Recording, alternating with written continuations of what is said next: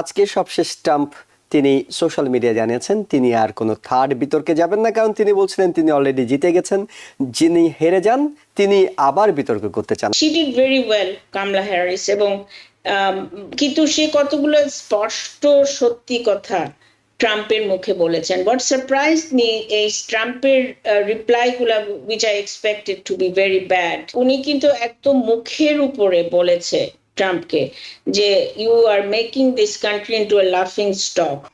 আমরা জানতাম যে ডোনাল্ড ট্রাম্প প্রচুর অসত্য তথ্য আমাদেরকে দেবেন এবং ডোনাল্ড ট্রাম্প সেগুলাই দিয়েছেন। এজন্য আমাদের কাছে ডোনাল্ড ট্রাম্পের যেই কথা, এটার মধ্যে অপ্রত্যাশিত আমরা কিছু পাইনি। যদিও প্রেসিডেন্সিয়াল ডিবেট শেষে দুই প্রার্থী আবার রাজনৈতিক প্রচারণায় ফিরে গেছেন, কিন্তু এখনো আলোচনায় সেই প্রেসিডেন্সিয়াল ডিবেটটাই থেকে গেছে। এবং আজকে সবশেষ ট্রাম্প তিনি সোশ্যাল মিডিয়া জানিয়েছেন তিনি আর কোনো থার্ড বিতর্কে যাবেন না, কারণ তিনি বলছিলেন তিনি অলরেডি জিতে গেছেন, যিনি হেরে যান তিনি আবার বিতর্ক করতে চান। অর্থাৎ কামালা হ্যারিস হেরে গেছেন, তাই তিনি আবার বিতর্ক করতে চাইছেন, ট্রাম্প আর বিতর্কে ফিরবেন না। কিন্তু এই বিতর্ক নিয়ে আপনার মূল্যায়ন শুনবো যে আসলে কে হেরেছে কে জিতেছে, আপনার দৃষ্টিতে কে ভালো করেছে কে খারাপ করেছে। অ্যাকচুয়ালি ট্রাম্প আরেকটা ডিবেট করবে কি না করবে, উনি এত মিথ্যা কথা বলে যে অ্যাকচুয়ালি ইটস নট, মানে আমরা জাস্ট তার কথা একটু শুনেই যে বলবো ও তাহলে আর থার্ড ডিবেট হচ্ছে না, দ্যাটস নট ট্রু। কি সেগুলো যে কোনো সময় যে কোনো উচিলাতে বলতে পারে আই উইল ডিবেট এগেন, এইটা একটা। আর হলো যে মানে আমি পরে দেখলাম ডিবেটটা from top to bottom without media, মানে মিডিয়ার বায়াসড ওপিনিয়ন আমি চাই নাই। তো আমি যেটা দেখতে কয়েকটা অবজারভেশন, একটা হলো যে মানে শি ডিড ভেরি ওয়েল কামলা হ্যারিস, এবং কিন্তু সে কতগুলো স্পষ্ট সত্যি কথা ট্রাম্পের মুখে বলেছেন। হোয়াট সারপ্রাইজ মি এই ট্রাম্পের রিপ্লাই গুলা which I expected to be very bad এবং পার্সোনাল অ্যাটাকস, মানে খুবই খারাপ ধরনের পার্সোনাল অ্যাটাক, সেটা কিন্তু সে করেনি এবং আমি বলবো হয়তো করতে পারিনি। আমি একটা ইন্টারেস্টিং ট্রেন্ড দেখলাম যে I think age is catching up with him, কারণ এই কথাগুলো যদি 2016-এ হিলারি ক্লিন্টন বলতো, ট্রাম্প যেই ধরনের ন্যাস্টি ভাবে রেসপন্ড করতো, মানে খুবই মানে স্থূল ধরনের, ন্যাস্টি ওমেন বলেছেন, হিলারি ক্লিন্টনকে ন্যাস্টি ওমেন বলতেন তখন তিনি, কিন্তু এবার কামালার সাথে সেটা পারেননি যেভাবে কথা, ওইটা কিন্তু আর তার নাই। অনেকে বলছে হয়তো তার অ্যাডভাইজারের কথা শুনেছে, আই ডোন্ট থিংক সো। আমার মনে হয় বাইডেনের সময়ও প্রেসিডেন্সিয়াল ডিবেটে আমি দেখছি সে একটু মিউটেড, কাজে ওই যে শার্পনেস এবং তৎক্ষণাৎ বলা ওইটার মানে কি বলবো ইনস্টিংক্টটা আমার মনে হয় রিডিউসড হয়েছে। আরেকটা দেখলাম যে আমি মানে এই যে এইসব কথা বলছিল, মানে একটার পর একটা মিথ্যা কথা, and I wanted to see যে কামলা হ্যারিস কিভাবে হ্যান্ডেল করে। হাইতিয়ানদের বিষয়ে যে বিষয়গুলো বলছিল যে তারা পশু পাখি খেয়ে ফেলছে, কুকুর খেয়ে ফেলছে, পরে তো সেখানে মডারেটর বলছিল যে না, তারা ফ্যাক্ট চেকিং করে বলছে এই ধরনের কোনো খবর নেই। পরবর্তীতে তিনি আবার মডারেটরকে আক্রমণ করার চেষ্টা করছেন, অর্থাৎ তিনি অনেকগুলো তথ্য দিচ্ছেন যেগুলো এখন ফ্যাক্ট চেকিং করে দেখা গেছে সেগুলো ভুল তথ্য ছিল। হ্যাঁ হ্যাঁ, এবং আমি হ্যাঁ এক্স্যাক্টলি, আর ওটা তখন একটা হাসির জিনিস হয়ে গেছে। তো কিন্তু আমি দেখতে যাচ্ছিলাম কামলা হ্যারিসকে কয়েকটা জিনিস। একটা হলো যে উনি কিন্তু একদম মুখের উপরে বলেছে ট্রাম্পকে যে you are making this country into a লাফিং stock, people laugh about you. মানে she had no, মানে ওই যে ইনডিরেক্টলি বা পোলাইটলি বা মানে একদম যে হোয়াট ইজ দ্য ফ্যাক্ট ওভাবে বলেছে, বল you do not have the best interest of this country. তো এগুলো যখন বলছিল আই ওয়ান্টেড টু সি যে does she appear, do I trust her to be, is this the face of a US president? Can she represent, কারণ তাকে কিন্তু অনেক মানে ওয়াইড ভ্যারাইটি অফ মানুষের সাথে কাজ করতে হবে। একদিন গাজার সাথে কথা বলবে, একদিন পুটিনের সাথে, একদিন অ্যাবর্শন অ্যাডভোকেট বা অপোনেন্টস এর সাথে, একদিন ইকোনমিক ক্রাইসিস হচ্ছে বা ক্লাইমেট চেঞ্জ, এই ধরনের। So is this the person not just a great debater, but can I see যে তার প্রেসিডেন্সিয়াল গ্র্যাভিটাস কমান্ডার সেটা তিনি হতে পারবেন কিনা, চিফ অফ কমান্ডার কে হতে পারবেন। এন্ড আই স ইট, আমার মনে হয় যে ইন দ্য লাস্ট 3.5 years এত গ্রোথ হয়েছে কামলা হ্যারিসের, নাম্বার ইন টার্মস অফ যে গ্রাভিটাস, কিন্তু and on top of that আমরা অলরেডি জানি যে she has a stellar resume.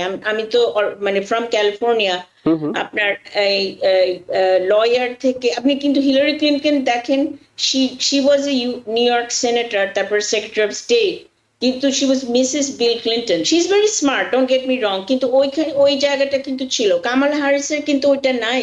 She did it all on her own. এবং এই রেজামিটা আপনি দেখেন, California is the equivalent of 25 countries, সেটার অ্যাটর্নি জেনারেল, তারপরে she moving to Los Angeles, তারপরে huge election you have to win. It's not easy to become attorney general, senator, তারপরে presidential candidate, তারপরে vice president. তো এই if I were to hire, আজকে বাদ দেন ইলেকশন, সাপোজ আমি বস, আমি I am just going to choose the best candidate, তার মানে দের ইজ নো ডাউট যে তার কোয়ালিফিকেশনস না। ইনফ্যাক্ট ট্রাম্পকে যখন আমরা ইলেক্ট করি 2016, হি হ্যাড নো কোয়ালিফিকেশনস, তার কোনো ব্যাকগ্রাউন্ড ছিল না, অফিস ছিল না। So both in terms of qualification, তারপরে আপনার ওই যে স্পষ্ট কথা বলা, তারপরে জার্মানির যে চ্যান্সেলর ছিল মহিলা, কে বলবো, নাকি ভাইয়া her name. German chancellor.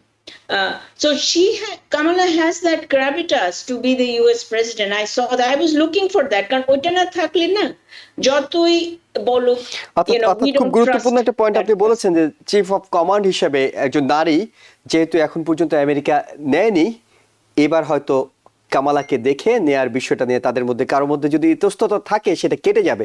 তিনি যে অ্যাগ্রেসিভ হইতে ছিলেন, তিনি যে ভূমিকা রেখেছেন, assertive but not over the top. ওকে, আমরা একটু ডক্টর নাকিবুর রহমান আপনার কাছে জানতে চাই।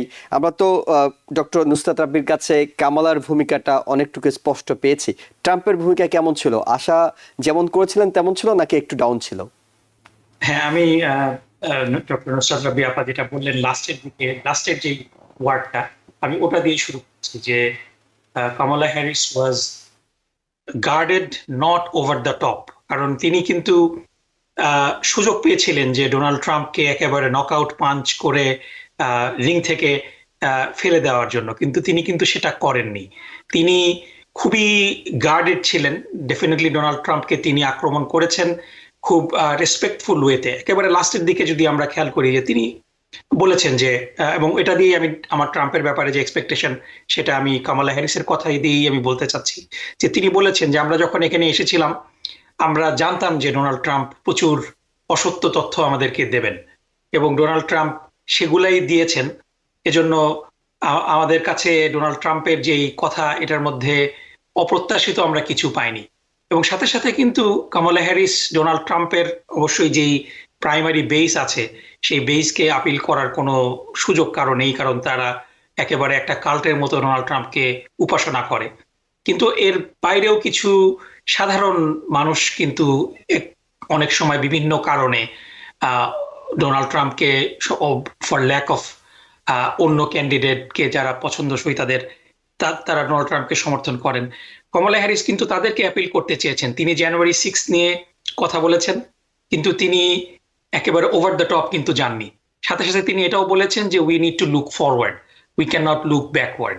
সো এইভাবে যে উনি বিভিন্ন বিষয়গুলা নিয়ে তিনি একটু হিন্টস দিয়েছেন, কিন্তু তিনি সেটা নিয়ে ডোনাল্ড ট্রাম্পের যে লসুট গুলা ছিল, স্টোর্নি ড্যানিয়েলের কেস এবং অন্যান্য যে বিষয়গুলা, as a public prosecutor Nusrat আপা যেটা বললেন যে তিনি অ্যাটর্নি জেনারেল হওয়ার আগে তিনি একজন আইনজীবী হিসেবে, পাবলিক প্রসিকিউটর হিসেবে দীর্ঘদিন দায়িত্ব পালন করেছেন।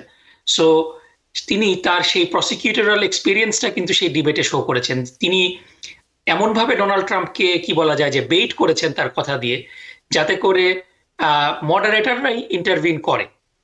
যে ওহাইওর স্প্রিংফিল্ডের সে কুকুর বিড়াল খেয়ে ফেলছে হাইশিয়ান ইমিগ্রেন্টরা, এটা যে কিরকম একটা জেনোফোবিক একটা, এবং এটা কিন্তু শুরু এবারই করছেন তা না। আপনাদের মনে আছে 2016 সালে 2020 সালে একইভাবে মেক্সিকান ইমিগ্রেন্টদের ব্যাপারে তিনি একই রকম কথা বলেছেন। সো এই যে এন্টাই ইমিগ্রেন্ট একটা মনোভাব, এবং যে প্রশ্নই করা হচ্ছে ঘুরে ফিরে তিনি ওই একই উত্তর দিচ্ছেন। সো আমার মনে হয় যে, মানে এক কথায় যদি বলতে চাই যে ডোনাল্ড ট্রাম্পের পারফরমেন্স ওয়াজ ডিজাস্ট্রাস। তিনি প্রস্তুতি নেননি একেবারেই, এবং তিনি নিজেকে ছোট করেছেন এই ডিবেটের মাধ্যমে। এবং আমরা পরিষ্কার কন্ট্রাস্ট দেখেছি যে একদিকে তার যে মুখভঙ্গি, তাকে যখন মানে আমরা দেখেছিলাম যে এটাই কিন্তু তিনি যে এই ডিবেটে পরাজিত হয়েছেন তার মুখভঙ্গিগুলাই কিন্তু বলে দেয় যে যখন কামালা হ্যারিস কথা বলছিলেন তখন মানে তিনি একেবারে মুখ ব্যাকা করে অস্থিরতা প্রকাশ করছেন। On the other hand Kamala Harris কিন্তু হেসে হেসে মানে তার যে বডি ল্যাঙ্গুয়েজটা, যে তিনি হেসে উড়িয়ে দিচ্ছেন। নিউ ইয়র্ক থেকে সম্প্রচারিত TVN 24 টেলিভিশন বিশ্বজুড়ে বাঙালির কণ্ঠস্বর।